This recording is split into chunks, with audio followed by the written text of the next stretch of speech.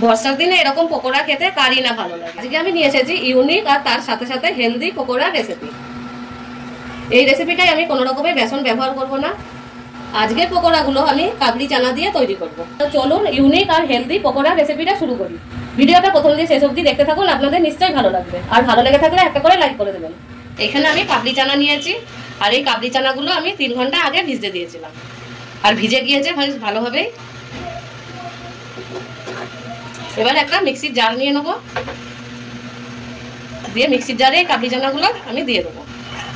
আর এইগুলো ভিজে যাওয়ার পরে আমি ভালো করে ধুয়ে তারপরে নিয়েছিলাম। এবার আমি এটাকে বেটে দেবো। কাবলি চানাগুলো বেটে নিয়েছি, আর এটা বাটার সময় 2 চামচ মতন জল দিয়েছি। আর একদম মিহিভাবে এটা বাটবো না, এরকম যাতে একটু দানাদার থাকে। এবার একটা বোল নিয়েছি, বোলে এটা বের করে দেবো। এবার এর মধ্যে দিয়ে দেবো পেঁয়াজ, ছোট ছোট করে কেটে নিয়েছি, এটা দিয়ে দেবো। কাঁচা লঙ্কা দিয়ে দেবো, কাঁচা লঙ্কাটাও আমি দুটো এখানে ছোট ছোট করে কেটেছি। দিয়ে দেবো ধনেপাতা, অল্প আদা গ্রেট করে দেবো।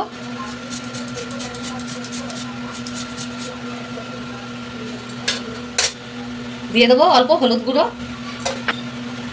ধনে গুঁড়ো দিয়ে দেবো, জিরে গুঁড়ো দিয়ে দেবো, চাট মশলা দিয়ে দেবো অল্প, কাশ্মীরি লঙ্কার গুঁড়ো দিয়ে দেবো, স্বাদ মতন দিয়ে দেবো লবণ, বাইন্ডিং এর জন্য দিয়ে দেবো 2 চামচ কর্নফ্লাওয়ার।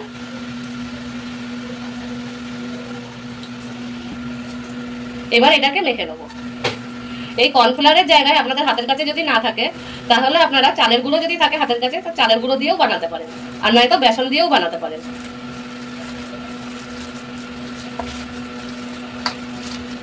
এটা আমি মেখে নিয়েছি ভালো করে। এবার গরম তেলে এই মিশ্রণটা হাতে অল্প গোল করে নেবো, দিয়ে তেলে ছেড়ে দেবো।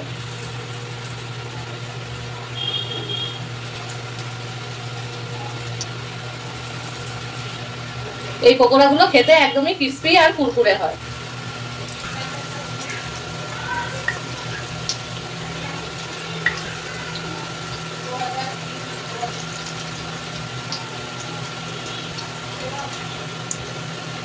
যতক্ষণ পকোড়াগুলো ভাজা হচ্ছে ততক্ষণ এখানে একটা চাটনি তৈরি করে নেবো। নিয়ে নিয়েছি ধনেপাতা,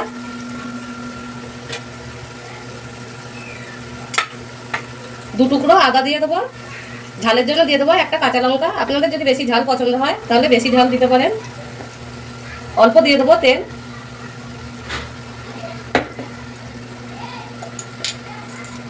লবণ দিয়ে দেবো অল্প।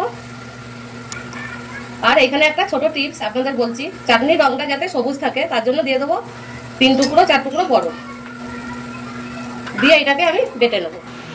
এদিকে এই পকোড়াগুলো এদিকে পাল্টিয়ে নেবো।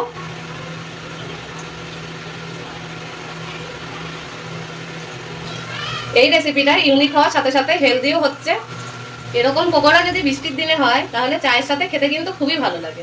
আপনারা একবার হলেও বাড়িতে বানিয়ে দেখবেন, আর বাড়িতে বানালে আমাকে কমেন্টে জানাতে যেন ভুলবেন না। পকোড়াগুলো সব ভাজা হয়ে গেছে, এবার আমি নামিয়ে নেব। আর দেখতে কতটাই ভালো লাগছে দেখুন। সব পকোড়াগুলোই তো আমি ভেজে নিয়েছি। এবার এই গরম তেলেই আমি 4টে কাঁচা লঙ্কা ভেজে নেব। গ্যাসটা অফ করেই দিতে হবে, নয়তো কাঁচা লঙ্কা তেলে দিলে ফুটবে। এটা পকোড়ার সাথে খেতে বেশ ভালো লাগে।